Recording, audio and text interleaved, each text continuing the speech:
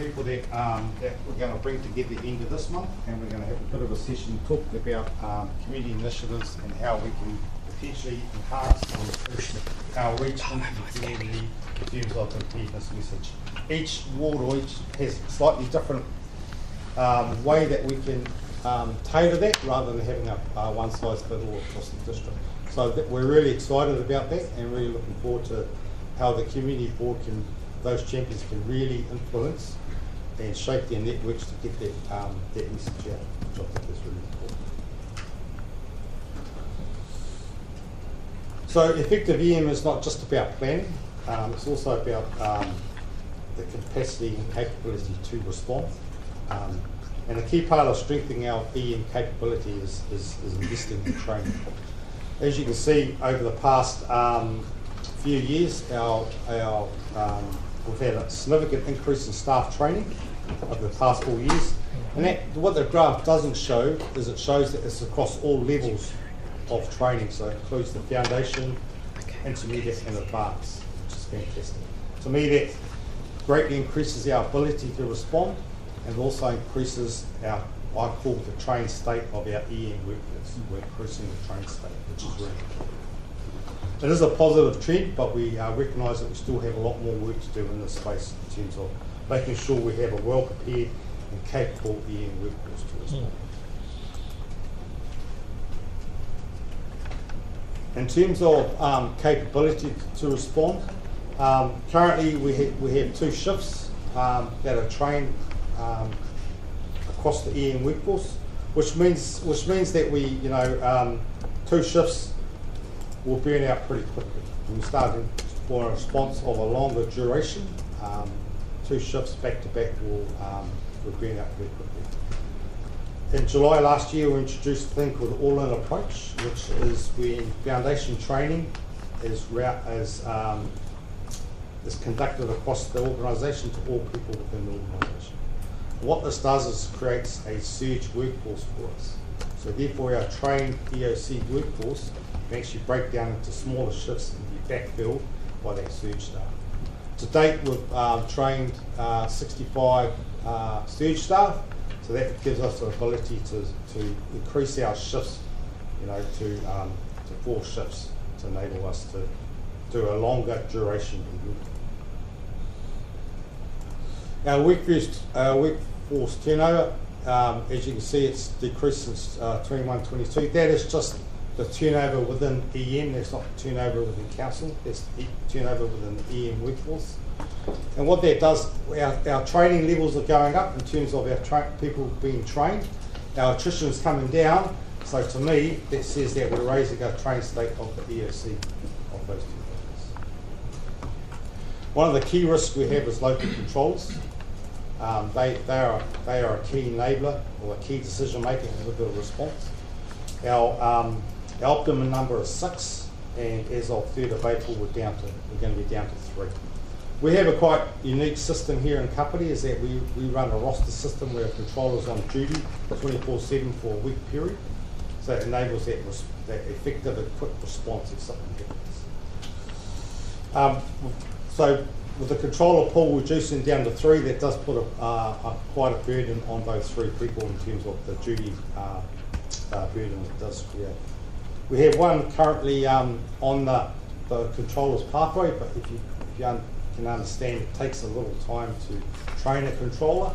They needs to go through a number of courses as well as a number of competency checks before they can be signed off as a controller. And we also have another person returning from leave without pay in June, so that will put us in a bit more better space in terms of local controllers.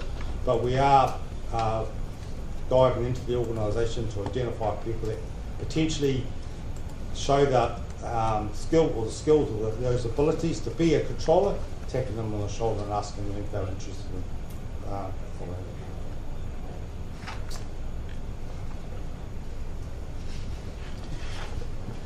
So in terms of actions, we just asked the committee to note the EM update and acknowledge the progress and the ongoing challenges that we continue to face. And we welcome any questions or feedback on what we've covered. Thank you very much, Roddy. Look, I have a couple of questions, but maybe we'll accumulate questions so you can answer them en bloc in a sense, rather than go backwards and forwards. But I just noticed capability to respond. You refer to staff, yes. But it's got to be about more than just staff. Yes. So could you comment perhaps a bit later on who else we're talking about? All the other people out there who also need to be trained, who are going to have to play a role whenever an emergency actually occurs. And secondly, the Emergency Operations Centre. I'm just curious about this without being facetious. I mean, are you underground somewhere whether we're in a tin hat, or are you up? I mean, you know, this. I'm just curious. Sorry? Jocelyn. Yeah. Oh, Jocelyn, welcome. Okay, you're okay? Can anyone hear me? Yes, we can hear you loud and clear, Jocelyn. Thank you. Okay. Right. Sorry, without being facetious, just tell me about the operations centre.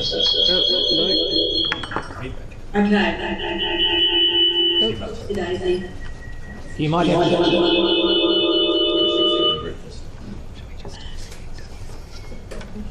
have to turn something off, Jocelyn. Is it? No, it'd be our sound, wouldn't it? Okay. Is that? Can you hear us now, Jocelyn? Hello? I'm not sure if anyone can hear me or not. Oh, Yes, we can. I don't think she can hear us. Can you hear us? No, she can't hear us. How long is this going to take to fix? Just move on for now. Okay, I'll move on. So just tell us about your operations centre. And obviously you need, wherever you are, and I don't know where you are, but you need good communications. Your communications IT system is very important. Secondly, you need real-time information. So I'd just be curious about how you get real-time information, for example, on the flow of the Waikanae River or whatever, because you need that. So I'd like to know a little bit more about the operations centre. But that's, well, maybe you can answer those two questions first, and then we'll go to the rest of the meeting, if that's okay. Great questions, and I'd like to invite you to the EOC. I'd love to come. Yeah, Sorry, it could be exciting, particularly if something happens. Yes, we have a purpose-built facility that was built in the early 2000s down beside the depot. It was built to IL4 standard when it was built, so it's be able to withstand a reasonable hit. It's set up as a permanent operations centre and part of it, so we have operations centre which is set up ready to go. In terms of the intel feeds, we have intel feeds coming in just from our internal organisation, ones like river flows which we talked about, also from Greater Wellington, in terms of they monitor our major water systems within the district. Will you use satellite technology some of this, or what? Yeah, we use Wi-Fi. We've got Starlink capability down there. We've got radio communications down there. We have we set up with IT systems down there, so we are pretty advanced down there in terms of our capabilities. Okay, love to come and have a look. But the first question was not just staff but others, right? There must be a whole group of others who are vital in this thing who also need training. Yep, definitely, and we've been really leaning into that space, building those relationships. At the higher level, we have a thing called the Capital Emergency Services Coordination Committee, which is chaired by New Zealand Police, and it contains the local emergency services such as police, Wellington Free, corrections, stuff like that. So that's one area where we act in some influence. The other area we have is the Local Welfare Committee, which is chaired by us, and it contains those local welfare agencies such as Red Cross, Salvation Army, Food Bank, those type agencies that we bring together. And also we have the Kapiti Community Network meeting, which is run by Volunteer Kapiti, which also we lean into and assist with. So we also, our coursing, because the coursing that Remo provides is open up to anyone within the community that wants to attend. So any of those volunteer agencies, any of those emergency services can attend our training. So they get an understanding of how we operate as a system. So when they're out there on the ground in the field during a response, during an event, they sort of have an idea of sort of how we operate and the decision-making process that we're going through that they can contribute into. The other area is an important area that Renee does in terms of community engagement. She has a lot of events and stuff around the community, as well as that promoting that community hub concept, which is an important community asset or neighbour for the community to come together during the event to problem solve and be part of the response.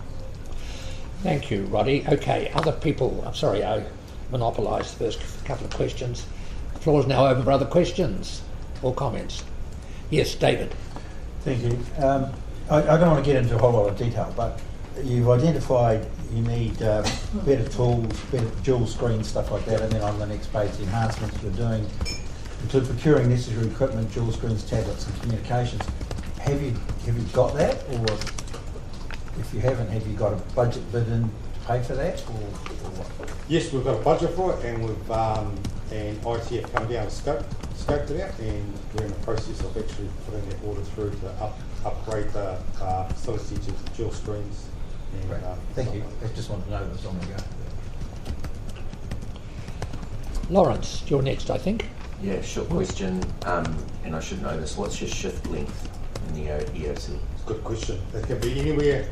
It can be 8 hours, or it can be extended out to 12 hours. It depends on the event, and it depends on how long we think the event's going to go for.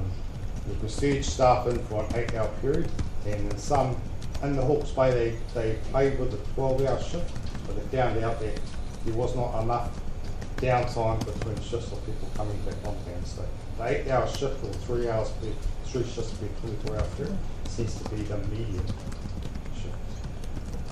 So what you're saying is we've got coverage for a day and 8 hours, so for 32 hours. We're using our surge stuff.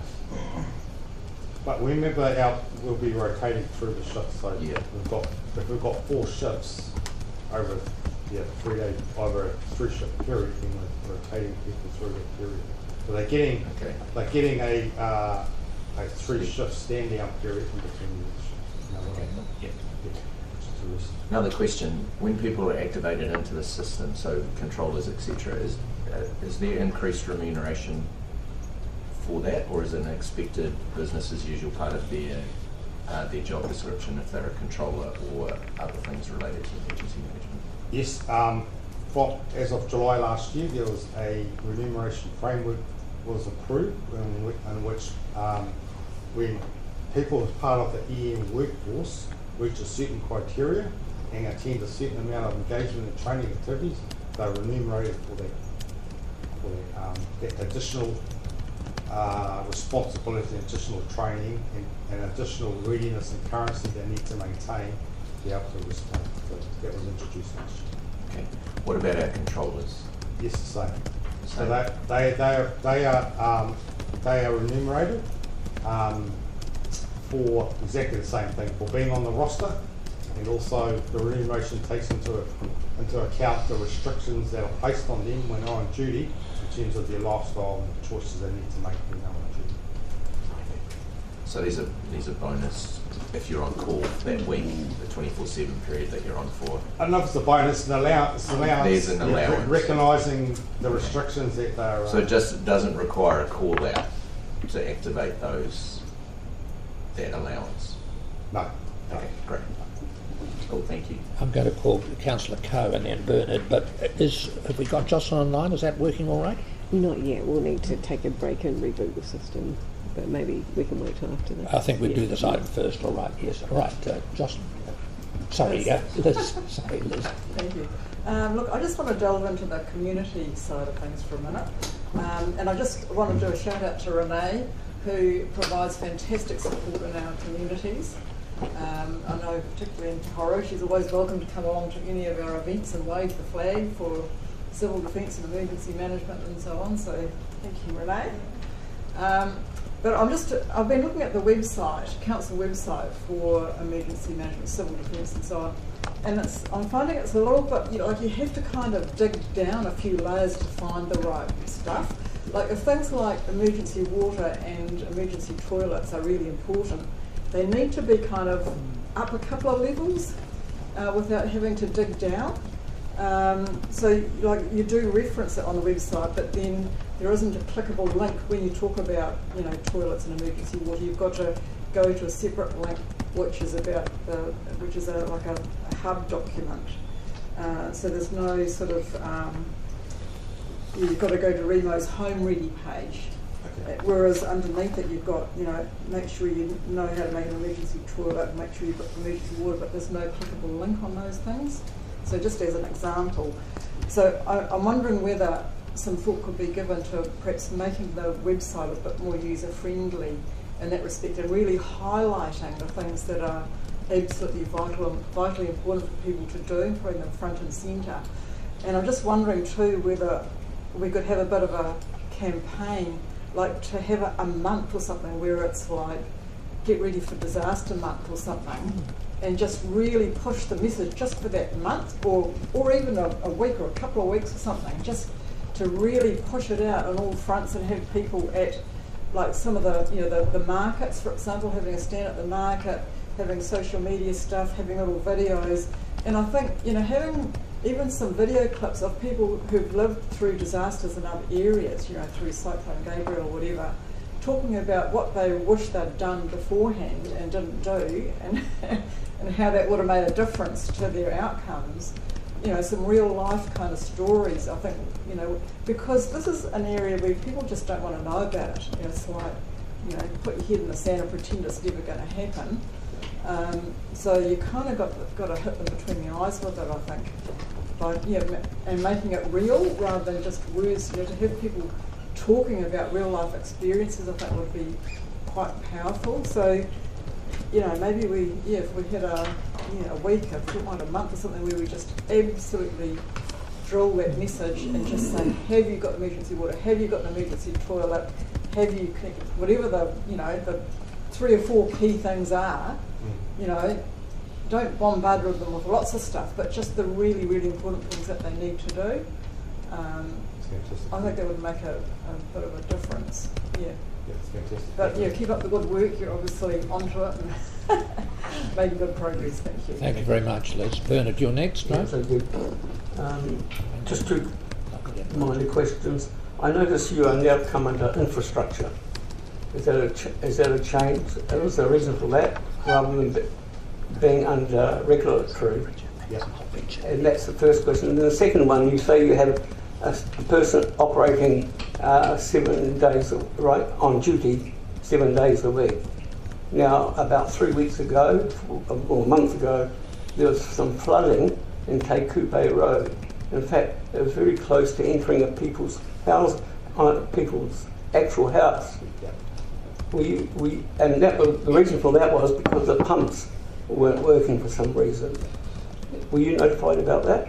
That stuff comes under organisational BAU, so the BAU team, the water team, the roading team would take care of that. So we don't need to be involved from the emergency management perspective. If they become overwhelmed, if the situation become overwhelming in terms of they're not being able to deal with it within their BAU resources, that's when we'll get stood up and we do the coordination factor about the coordinating not just internal resources but external resources to deal with that particular need. I think, Sean, you want to respond to that, right? Yeah, thank you, Mr. Chair. Sean, I can add, yeah, sorry. So I think Roddy's covered it pretty well. So yeah, there's often a balance between escalation and business as usual, and there's that point where it becomes, whether it's service requests or number of properties or the extent of the emergency that you operate or activate the EOC. But we have our own operational staff, so we deal with a lot of those BAU type events, but we'll often keep each other up to date in terms of what's happening, and then if need be, we'd escalate it. But and that one particularly was a very specific BAU problem on site that was reasonably localised, so we were able to deal with that as an operational response. The other question about the change in terms of the structure, yes, so there was a change in the organisation in November, I think, last year. We rejigged internally a number of groups and moved them around the organisation. Emergency management is now sitting within infrastructure as a result of that change. Richard, you're next, as I see. Thank you. All the events that we've talked about, except a massive earthquake, are very localised. Do we have some sort of cross-border cooperation if we had a big flood here? Would Porirua be able to send people to us to help and expand our operation? So the beauty about the remote training system is that it's standardised training across the region, so support can come from anywhere within the region to assist us. So we have a close relationship with Kōiuru, and we're also establishing a very close relationship with Hawawhenua. Because obviously if something big happens in our region, we're going to be looking north for support. So developing that relationship with Hawawhenua is quite important, so either they can come and assist us or we can come and assist them. Yes. Cool, thank you. I can add a little bit to that too. Just because it links to the other question about workforce and our capacity, and it's really tricky because the way that an event unfolds will affect your workforce in different ways, obviously. But regionally, we've actually got over 1,200 staff across all the councils trained, and so there's lots of good history and examples where other councils will come to assistance with one area when they're not impacted themselves. And even Roddy himself went up to Tainawhiti to support another seeding group in the Cyclone Gabriel last year. So Remo can also orchestrate support from outer region to come in and support a local authority if you're impacted and they're not.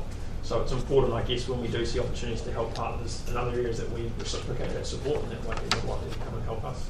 So there's definitely some pretty good plans in place for that to happen. Great, so we're not on our own. The other question I had was, have you done any modelling about what would happen to our river systems if there was localised raining like they had for Cyclone Gabriel? And is there any? Have we worked out what's going to happen if it just rains in Rikarangi for 7 days? Yeah, so Greater Wellington has established the flood modelling project, and it's just gone through an upgrade of that, which has those different scenarios. We'll have our flood expert at the back there, Alistair, who's part of that project. He may be able to answer that question a bit better than what I can. All right, I can answer a little bit of that if you like, because we looked closely at what happened in Hawke's Bay and other areas of Auckland floods in 2023 and thought about what that would mean for our region. Greater Wellington Regional Council has a range of models that kind of predict what would happen if there was a lot of rainfall across like the Waikanae and Otaki examples, and you've obviously got a lot of other streams. One of our gaps though is some of that modelling doesn't overlay with like what would happen in the stormwater system at the same time. So we've actually stood up, we're calling it a Severe Weather Technical Advisory Group, which Alistair's establishing. We're trying to get Met Service, NIWA, Greater Wellington and council experts all together so we can build a better picture about what might happen on the ground if we do get some really severe weather, because it is kind of a little bit of a gap at the moment. So I think there's probably our first meeting in terms of reference of that starting the next few weeks or months, Alistair? Next Thursday. Next Thursday. So hopefully that's going to build more of a picture about what those impacts on the ground might look like. Because again, it links back to the workforce piece. If we can forecast a model 24 hours, 48 hours before, then we can scale up staff and get prepared if we have a little bit more warning and understanding about what the impacts might look like on the ground. So that's definitely an area of focus for us in the region at the moment. Fantastic, thank you. You wanted to make a comment? Yeah, just saying as well that we're going to... Put your mic on, please. Is that... Oh, that's okay. Yeah. Just saying as well, we're also going to have the public workshops coming up in each of the districts in Kapiti. Just releasing those models to the public and getting their feedback on what their personal experience of flooding was, and if they've got photos or if that matches up with the modelling that they've done. And that's being led by a Greater Wellington flood team and supported by Remo and me.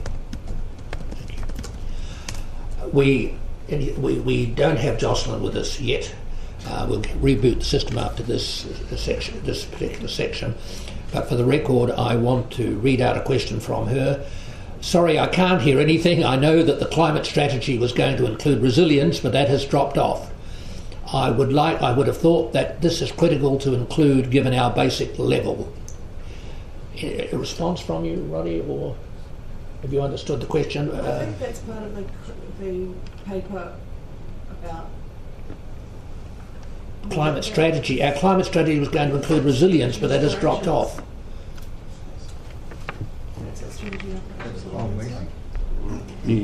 Okay. I can see a small part of the assessment there might be a linkage there is when you get assessed at a basic level, we talk across the 4 R's. She does refer to the basic level in her question. Yes. So reduction is definitely an area we look briefly at across the region, and that will include things like adapting to climate change. All right. And remembering that basic assessment was an aggregation.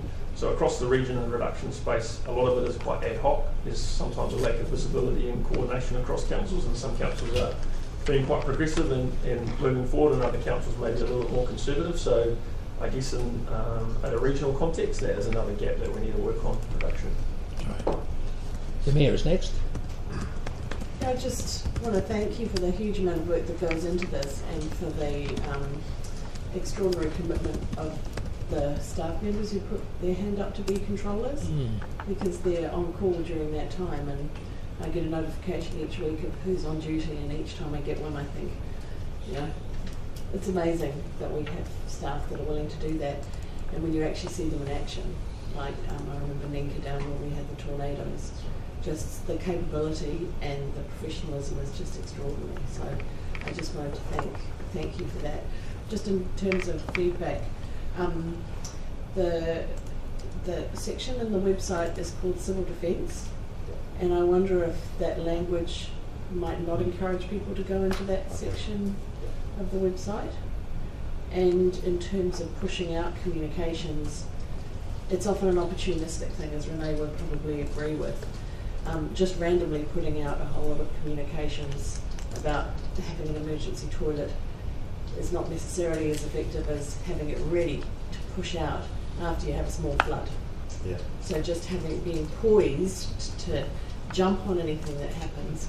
For instance, we might have been able to jump on the on Cyclone Alfred right now when it's top of people's minds to push out some of those messages. So just being ready to do that, to strike while the iron's hot, if you like, would probably be quite useful. But great work and really good to have all this information. Thanks very much. Look, I'd like to move on, but just one final point from me before we close. I don't think I need an answer, but you might just note it. There's no reference here. Sorry, that's right. There's no reference here to animals or pets, right? Now these are quite crucial to some people in an emergency. What the heck do we do with them? How do we protect them? And this sort of stuff. There's no mention of it at all. Have you thought about perhaps putting something in to deal with this? Because having pets restricts people's ability to move. It affects their mental state, and so on. So you might want to consider some possible editorial changes which might affect that, right? Yeah, and when we talk about community, we include pets and companion animals when we talk about community. Well, okay, that couldn't be made clear. They're not. Okay. Oh, sorry, the Chief. Darren, yes, sorry. Thanks, Chair. Look, I just wanted to make a comment that whilst we professionalise as much as we can the services that we provide and deliver, this is all voluntary. And so until recently, being on call, on standby was voluntary. And so that the piece of work that Rod has implemented, and we're looking broader, the Minister's coming out on the 28th of March to visit us, so we've worked really hard to get in front of him, because central government talks about professionalising workforces, but at times it's hollow words.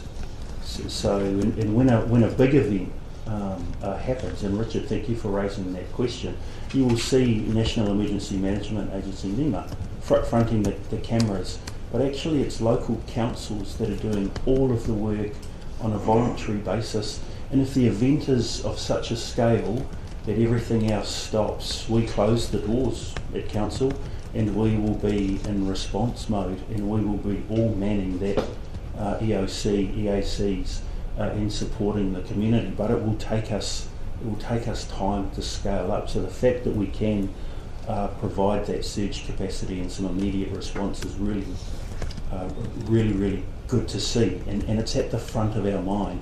From a regional basis, we know that at some point in time there will be a large-scale event that we need to respond to, and we do exercise quite regularly as to what those responses look like. We know we're going to have an influx of people to Kapiti when something big happens in the capital, so we're preparing for that. We're looking at I guess different strategic pieces of land that will support us, not owned by council, but where we work with the landowners. I can put a plug in there for Councillor Coford. He's been really supportive of what we're doing in this space with Otaki International Airport. He refers to it. So we've got some great plans in place, and but perhaps off the back of this conversation, it would be nice to organise a a tour, have an open day at the emergency ops centre so that people can come in. There's nothing foreign to the space. There's nothing that's secure in there, and so everyone can go through. So thank you for your comments. Regionally, we've got a really active, coordinated executive group that works hard to understand how we work in the central government space and provide a regional and localised response. So thanks, Roddy and Martin. I think that rounds off the discussion very nicely, Darren. Thank you very much. So we'll move to the next item, but first, thank you very much, Roddy and Duncan, for this. And you can see that the questions and the amount of time you've taken indicate there is real interest in this, and we look forward to seeing you again. Thanks so much. Okay. Can we just adjourn? Now we have to have a short break to reboot the system so we can accommodate Jocelyn.